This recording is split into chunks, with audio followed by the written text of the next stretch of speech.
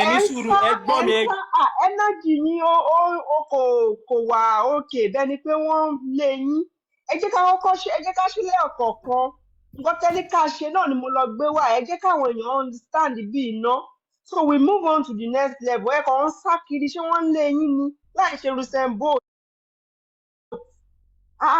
Ẹni ká lọ gbé wá pé ṣó lẹ́nìbọ̀dì tó ti ṣe step by step embryology before Prophet Muhammad. Accurately èmi ò sọ pé kò sí anybody yìí tèmi sọ ni pé they are not accurate. See, that's what you said. Ẹni kò sẹ́ni tó ṣe step by step. Mo dẹ̀ ti gbé wá sí ẹ ti rí pé ìròyìn ti já. So ìròyìn ti já number 1. Èwo lẹ ti fẹ́ já? Èyí tí mo sọ ni pé kò sẹ́ni tó give detail tó wà accurate pé gbogbo ohun tí gbogbo wọn mú wá modern science padà sọ pé they are wrong. Ẹ máa gbọ́ tó wà accurate. Ẹni yìí nísìn ancient Greek physician yìí nísìn in tó mú wá kò correct bàbá ẹ jẹ́ kí wọ́n kéle big joe ẹ gbé sókè. Ó yá gbogbo tẹ wá fẹ́ ká ẹ máa ká mi báyìí. Ìyẹn tó dé mi lójú ni pé kò sẹ́ni tó kàwé tó mi báyìí, kò sẹ́ni tó sì kéwú tó mi báyìí. Ṣé wọ́n ní Muhammed tuntun ni? Wọ́n ní the ancient Greek physician. Lórí odò náà ni o. Wọ́n ní bọ̀bọ̀ yìí kí ló ń ṣe náà? Nǹkan tó máa ń ṣe àwọn Mùsùlùmí báyìí, a ní kẹ́ ṣe sùúrù. Bàbá yẹn kàn ń pariwo bẹ́ẹ̀ ni pé wọ́n lè ṣe gbé iṣu gbígbóná sẹ́nu ni. Tó ń jó yín lẹ́nu bàbá ẹ gbé sókè. Ẹ tún bẹ̀rẹ̀. Ẹ̀ka Gẹ̀ẹ́sì ẹ̀. Only the ancient Greek physician Hippocrates of course ní 460 to 377 BC is widely recognized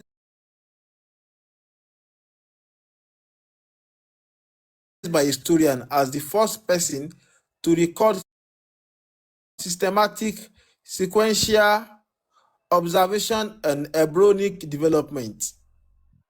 Wọ́n ní ẹni tí wọ́n dárúkọ yẹn àwọn Greek physician àwọn tó máa ń tọ́jú èèyàn àwọn ni wọ́n kọ́kọ́ kọ àkọọ́lẹ̀ èèyàn tó kọ́kọ́ kọ sílẹ̀ ni o ẹlòmíì tí wọ́n rí kọ wọn sọ yẹn ò bọ̀ ẹni tí wọ́n kọ́kọ́ rí àkọọ́lẹ̀ kọ sílẹ̀ tó jẹ́ wípé ó fún wọn ní gbogbo bí ọmọ ṣe ń dàgbà nínú aboyún everything òun ni wọ́n dárúkọ yẹn.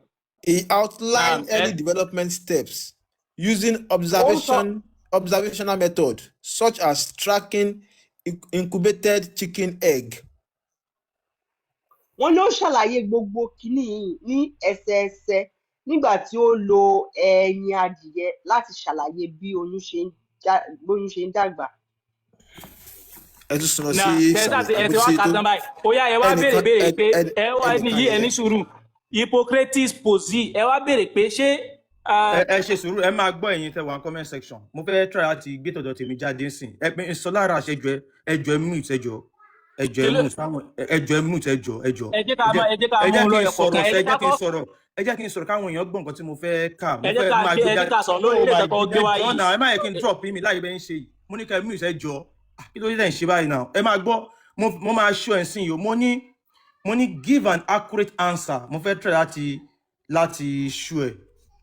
Money, does ancient people has the step-by-step knowledge of embryology as stated in Quran 23 verse 12 to 14? Bẹ́ẹ̀mi ṣe put question mi nìyẹn. So mo ìmọ̀ bóyá question yẹn bóyá Mr. Ọlá bóyá like bí mo put question mi. So ẹ má bínú mo ń fẹ́ láti gbé bèbí yìí kúrò látàárọ̀. So kí àwọn èèyàn lè rí nǹkan tí mo béèrè àti answer. Àmọ́ bóyá effect okay yíyá pé effect is on cancel alright ẹ ṣe. So ó dà pé máa wá jí sẹ́yìn báyìí. So ẹ máa wo táwọn èèyàn rí mo ní give an accurate answer. Does ancient people ask the step-by-step knowledge of embryology as stated in Quran 23 verse 12 to 14? Only yes, only bẹ́ẹ̀ ni ancient people had a documented step-by-step conceptual knowledge of embryology that mirrors the sequence stated in Surah Al-Mu'min 23, verse 12 to 14. Everything tí ó wà nínú Quran. ṣé mo lè sọ̀rọ̀ báyìí? Ṣé kí mo lè sọ̀rọ̀? One thing tí mo fẹ́ máa jẹ́ kẹ́ sọ̀rọ̀, one thing tí mo fẹ́ kí everybody mọ̀ ni wípé everything Ànábì tó lọ wà jí kọ ni. ẹ máa gbọ́ everything pápátá. Èmi máa prove ẹ̀ fún pé gbogbo táwọn ènìyàn bàbá ìjáre everything tó wà nínú Quran pátá tí wọ́n kọ sínú Quran tí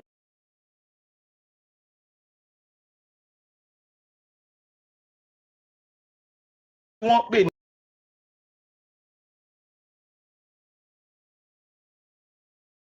mute yín ẹjọ́ ẹ ṣáà rí pa àwọn tó kù náà mute tí ẹ̀kọ́ máa ń sọ̀rọ̀ máa mute yín.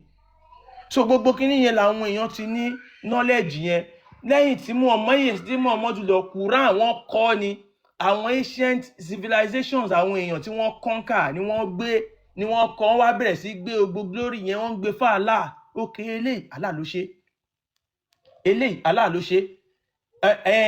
Iná máa jó èèyàn, ṣé iná ṣe Allah ṣe máa sọ pé iná ń jó èèyàn, àwọn èèyàn mọ̀ pé iná ń jó èèyàn. Eléyìí Allah ló ṣe. Ṣé báwọn èèyàn ti ń exist, àwọn èèyàn ti ń gbélé ayé civilization, àwọn èèyàn ti ń lóyún, àwọn èèyàn ti ń bímọ kan tó bímọ ọmọdù. Everything ló ti wà well documented, ló ti wà ń bì kan.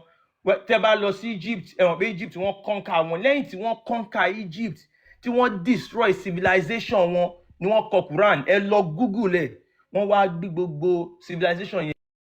Àkọ́kọ́ náà ni pé àkọ́kọ́ náà ni pé ṣẹ́ni ti kọ́kọ́ gbà wípé àwọn kan ti kọ́kọ́ sọ kí Muhammad Allah tó dé. Èmi ò sọ fún yín pé kò sẹ́ni tí ó sọ rí. Ní tèmi sọ fún yín pé they are not accurately correct. Òun lèmi sọ fún yín. Kò sí ẹni tó get it correctly tó bá modern science. Hello, mo ń tẹ̀ ń bọ̀. Ṣùgbọ́n tí ẹ ti kọ́kọ́ gbà ná pé ẹnìkan ti wí, àwọn kan ti wí ṣáájú. Kì í ṣe pé mo ti sọ tẹ́lẹ̀ náà pé àwọn kan ti sọ, but they were not correct. Now, ṣé Kùránì gangan fúnra ẹ̀ wá correct? You will prove it wrong now. You will prove it wrong. Okay. Ẹ jẹ́ ká wò bóyá Quran fúnra ẹ̀ correct àbí ò correct. A máa check ẹ̀ nísìn. Àwọn lè ṣe ibi tẹ́ kárí lọ láti ẹ̀kan. Nǹkan tó kàn yà mí lẹ́yìn pé àti díù pẹ̀lú ọ̀rọ̀ ìtẹ́lẹ̀. Àti díù pẹ̀lú ẹ̀kọ́ yẹ ká tiẹ̀ pẹ̀lú ẹ̀tọ́. Mùsùlùmí ni ẹ̀rí Mùsùlùmí ẹni ó mọ̀ rú. Ayé òsì yẹn wá pẹ̀lú modern science wọ́n ṣe báyé Kùránì jẹ́. Mo ti ṣe tí ohun mò ń wáyé. So wọ́n báyé ẹ̀jẹ̀ ni ó rọ́ǹgì bàjẹ́. Bàbá Etolaye ṣe ẹ̀bẹ̀ fẹ́ ṣí kámẹ́rà yín ni. Now mo fẹ́ ṣí náà ni mo fẹ́ gbé kásálẹ̀ yẹ̀wò lórí ChatGPT ká tẹ̀síwájú àbí Google ká má pẹ̀ lórí ẹ̀. Ẹ ṣí ẹ sọ pé ó right ni Ọlá Rash àbí? Ẹ open new tab. Right náà ni. Ẹ open new tab, new ChatGPT tab. Ẹ lè open new ChatGPT. Ẹ ṣàlàyé tí yín náà kí mi tẹ̀síwájú. Okay. Àkọ́kọ́ ni pé tẹ́ bá wo ibi tí Allah ti sọ̀rọ̀ nípa woman created from clay gbà wo nǹkan kan yìí. Oye, so àwọn modern evolution by natural selection. That money atala li insani inu min ad-dar lam yakun shay'an maskura. Kini verse gangan mo fẹ́ treat direct. Àwọn irọ́ Kùránì pọ̀ bí ìgbà. Jáde jàre lápẹ́ mọ́ waste time yẹn. Gbé jáde. Máa fàṣà farabalẹ̀ ṣáni sílẹ̀.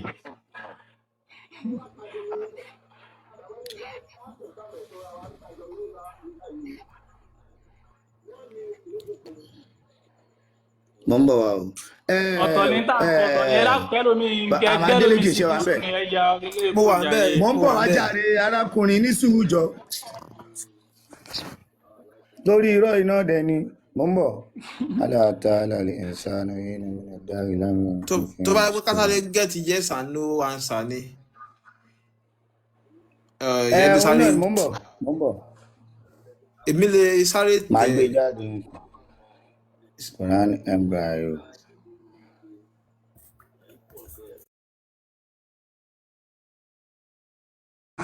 So bí ó tiẹ̀ right àbò wrong they don't ẹ̀ mọ̀ kí wọ́n kí ń ronú so Quran ti sọ so ká má lè bọ̀ wọ́n sí time. ilé ìgbà ọ̀gbẹ́ni gbẹ́nu sọ nígbà tó kó o mùsùlùmí kí wọ́n ń ronú sí nílẹ̀ ọ̀dẹ sọ pé nìkan ń bú èmi ṣé ilé ìnílà ká báyìí mùsùlùmí kí ń ronú tí máa ní kó káyà ọyọ̀ kẹnu Quran ní so ò lè ká o.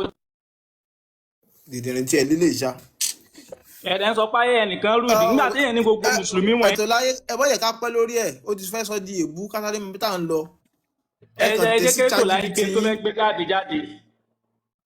ṣe sùúrù ẹ kàn tẹ̀ sí ChatGPT yín tí nẹ́tọ́ọ̀kì yóò bá.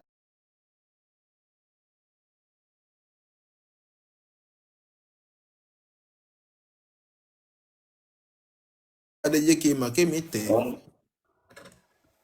àwọn náà ni Quran 23 verse 14. Yeah.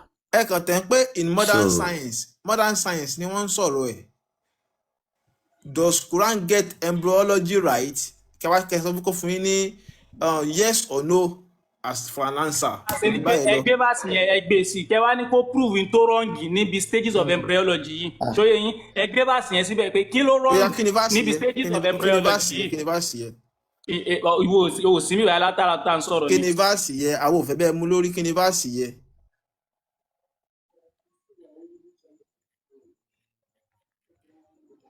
kí ni báàsì yóò yá sọ. Etolaye gbé jáde.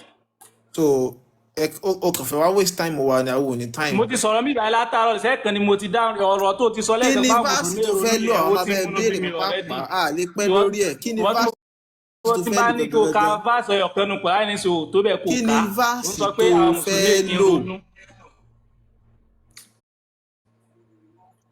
mo ti sọ mí báyìí látẹ̀kan Ms Baba ti tẹ́lẹ̀ kan yẹn so kó gbé jáde padà mi ní dá ọ lóò mọ́ tẹ́lẹ̀ mi dájú mi máa dáhùn. 13 to 14. ṣé 33 ló fẹ́ lò. To 14. ẹ jẹ́ kí mi bá gbé wá. Quran 23 verse 14 ni. ẹ lè bá gbé jáde straight ẹjọ́. ẹ kàn bá take yes and no for an answer. mo ti gbé wá mo ń bọ̀ Quran 23 verse 14 lélẹ̀. Only then we develop the drop into a cleansing cloth, then develop a cloth into a lump, then develop a lump into bones, then clothe the bones with flesh.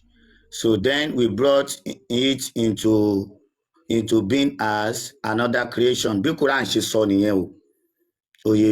So now, what modern embryo says, only there are some similarities, but science does not prove. Hello, ṣé kí n gbé fásitì Kùránì jáde again ni? Ó yẹ gbèsè eyín tí mo ní kẹ́ gbé jáde náà ẹja ohun tẹ̀ ń ka ẹ jẹ́ ohun tẹ̀ béèrè yín tẹ̀ béèrè dà. First, n tí mo béèrè ni pé in modern science, only is modern science proof Quran embryo right. List what gets wrong. So now ó ní àkọ́kọ́ ni ngbà tó ti ka Quran yẹn lókè Quran yẹn lélẹ̀ ó ní what modern embryo says. Ó ní àkọ́kọ́ ni alaka yẹn ó ní there is a reasonable correspondent if alaka is understood as something cleansing because the implanted embryo attached into the urine lining. So only however, calling it a blood clot is scientifically problematic. Only modern embryo does not have a stage in which the embryo is literally a blood clot. So ibi tó ti sọ pé ẹ̀jẹ̀ kíkí yẹn nìyẹn so wọ́n sọ pé bẹ́ẹ̀ yẹn irọ́ ni. So kò sí ẹ̀jẹ̀ kíkí kò wọ́n níbẹ̀ yẹn. ẹja ẹ máa lọ mọ́tòkọ́. tó ìyẹn nìyẹn so ẹlẹ́ẹ̀kejì múdúgọ̀ ẹ máa bí chilled wọn lẹ́yọ like kọ̀ọ̀kan lump. Etolaye ń pé ṣé ibẹ̀ yẹn ṣé ìyẹn ti kọ́kọ́ yé pé ó rọ́ǹgì ń bi ibẹ̀ yẹn kí ọmọ wípé yẹn kí máa ni gbé pé wọn kò lẹ́yọ sẹ́jẹ̀ kọ̀ọ̀kan. kíkí pé kò sẹ́jẹ̀ kíkí ìntẹ́ kí ló ń jẹ́ ìntẹ́ tú ni pé blood clot lòun wò pé bí it is kí ló ń jẹ́ blood program àwọn problematic lynch òrí tó jọ bẹ́ẹ̀ nínú obìnrin so ẹja máa lọ náà so wọ́n ní ẹ̀mọ̀ gbọ́ translation ẹ̀mọ̀ gbọ́ translation lòun ní problem pẹ̀lú ó ní leech like ẹ̀mọ̀ gbọ́ àwọn translation kan wá gbé leech like ẹ̀mọ̀ gbọ́ ẹ gbé kinní ẹ̀ sí dáadáa. ẹ jẹ́ kó ka títí ẹ̀ kó tú ẹ gbé láti ibi òkè ibi tẹ́ ẹ ti káyẹ̀ kó ka títí ẹ̀ kó tú kó mọ́ àfẹ́ pẹ́ ń bẹ̀ ó yá. There is a reasonable correspondence if alcohol is understood as something clinging, because the implanted embryo attaches to the uterine lining. However, calling it a blood clot, kó pè ní kó tú kí alakọ yẹn tó bá tú alakọ. Ṣé pé Etolaye rà pé ọgbọ́n lára ń tẹ̀ tó bá tú alakọ kìí ṣe kó sọ pé Quranic ló sọ pé blood clot tó bá tú alakọ ní sùúrù ọ̀gbẹ́ni ní sùúrù tí wọ́n bá tú alakọ àwọn akọ́lá sọ pé blood clot ó ní tó bá tú alakọ sí blood clot ó máa ní problematic scientific problematic máa wà ní sùúrù but ó wá ní some proponent instead ó wá láwọn míì tú alakọ yẹn sí leech like àwọn ò tú sí blood clot lásán as a visual comparison. This is an interpretation rather than a modern embryological classification. So blood clot ní sẹ ẹni tó bá tú alakọ pé alakọ mi báyìí òun tú sí blood clot ó ní problematic kìíní wà ń bẹ ṣùgbọ́n tó bá tú àwọn proponent kan tú sí leech like. Cleaching clot kan ní Quranic náà pè ní which is blood clot náà nínà ìtí Quranic pè wọ́n ló wà problematic. kí ni jẹ́ alakọ clinging substance kí ni Quranic pè náà ní problematic brother mi. alakọ rárá onítẹ̀ bá tú blood ẹnu kí ni rẹ̀ calling it tó bá pè kí ni túmọ̀ alakọ. Etolaye ṣe rí ẹ̀yin lẹ̀ ń bá bọ̀bọ̀ waste time ṣe rí ẹ ṣí new tab ní ChatGPT yẹ ẹ kàn ṣí new tab báyẹn ẹ má pa kámẹ́rà yín ẹ tàn kámẹ́rà yín kalẹ̀ ẹ ṣí lójú ẹ. àmàlẹ́kẹ̀ lè ṣe fún ẹ bísí ni. mi bísí torí kí wọ́n ti wà ní screen ẹ̀. ẹ̀mí sùúrù ẹ mute Adeleke yìí mo ti ní mi ìfẹ́ bá ọ̀rọ̀ pẹ̀lú ọ̀rọ̀ tó sọ lẹ́ẹ̀kan. ẹ mú fún mi. ẹ ti wà big sham àmàlẹ́kẹ̀ sáré fún mi. ẹ jẹ́ kí n ṣe kámẹ́rà ẹ má jẹ́ ká sọ̀rọ̀ ẹ jẹ́ kí n sọ̀rọ̀. Kí ló ń jẹ́ èmi sọ fún mi pé gbogbo scientist pátápátá tí wọ́n kọ́kọ́ discover tí wọ́n mú títí wọn wá pé gbogbo ẹ̀ pátápátá they are wrong. ẹ jẹ́ ká kọ́kọ́ gbé láti bẹ̀ yẹn èmi wà á prove ẹ̀ fún yín pé ti Qur'an yẹn ṣe very correct èmi wà pẹ̀lú mi báyìí mi ò lọ́ọ̀bì kankan mi ò lọ́ọ̀bì kankan gbogbo scientist tó bá sọ pé ẹnìkan ti mú wá ẹni sùúrù adémọtì ní mi ìfẹ́ dá Adeleke lóhùn. o tí mọ̀ kankan o rò pé o lè escape mi lálẹ́ ẹ jẹ́ ká lọ tẹ̀ in modern science. ṣé wọ́n kàwé ni criticism ló fẹ́ béèrè ní sùúrù mú fásitì Qur'an yẹn kó gbé sí ní sùúrù.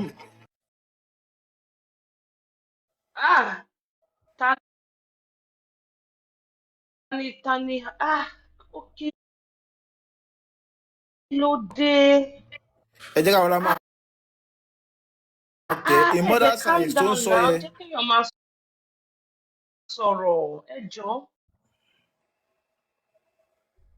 Gbogbo ilé ẹ bá power tap ẹ bá share program ẹ share sí WhatsApp status ni ó wà very very essential. Àwa 1.8 níbí yìí share yìí ò tí wọ 300 ṣe dáadáa lálẹ́ yìí o ṣé ẹ̀mí àlá ti wọnú wa ni ẹ má jẹ́ kí ẹ̀mí àlá wọnú wa ẹ ṣeun ó yẹ bá wa share bá wa share bá wa share ẹ bá wa join community lẹ́gbẹ̀ẹ́ ms yẹn one coin ẹ ṣeun ẹ ṣeun ẹ ṣeun ẹ ṣeun ẹ̀yin ọmọ ọkọ ọmọ aládé tó fẹ́ kílẹ̀ bàbá wa bàjẹ́ ẹ ṣeun o adúpẹ́ ó yẹ bá wa share bá wa share bá wa share bọ́ àrọ́wọ́ yín ò yan kí ni àrọ́wọ́ yín bàbá tẹ́nu àrọ́wọ́ yín o. Ẹ jọ̀ọ́ gbogbo ilé is a 9-year-old a child. Bàbá káyọ̀ àrọ́wọ́ yín ẹ ṣeun. According to the Muslim 9-year-old adult ni. ṣé o gbọ́dọ̀ sí nǹkan tí mo tẹ̀ sí ChatGPT? Any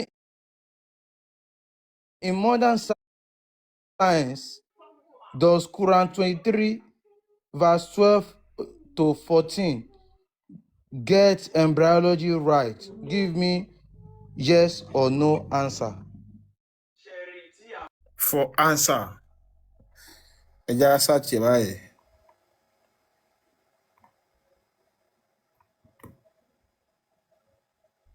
Kò jù báyẹn lọ. Ó ní So kò no, sáriwo. ó ní kò rí bẹ́ẹ̀, ó ní ṣàkúṣàkú nìkan tó wà nínú Quran o. Ó ní Quran ìwé jágbajì, mo sọ fún yín náà, ìwé tó ya yamayama tí wọ́n rán jágbajàgba, wọ́n fa irun wájú pọ̀ mọ́ tìpàkọ́, wọ́n kàn ṣe yamayama. Ẹ̀rí bá wọn tó ń kà náà tó bá ń kà wọn kì í jẹ́ ara wọn ráì. ẹni sùúrù tẹ́lómi ní ChatGPT. Ọ̀gbẹ́ni ẹgbẹ́ lomi sọ̀rọ̀ jàre. Ẹgbẹ́ lomi tó ní sense tó lè báyàn sọ̀rọ̀ respectfully ẹgbẹ́ sókè. Eléyìí ọpọlọ ẹ̀ ti dọ̀ìf. Tí Quran bá sọ pé àwa èèyàn tá a bá fẹ́ sọ̀rọ̀ ìdí ni a máa ń gbà sọ̀rọ̀, àwọn mùsùlùmí máa gbàgbọ́. They are so daft. Tí Quran bá sọ pé àwọn obìnrin o tán bá fẹ́ bímọ wọ́n kàn máa lanu báyìí. Àkàmọ́ àti mọ́mì èjì ẹlẹ́mẹ̀rẹ̀ of Africa.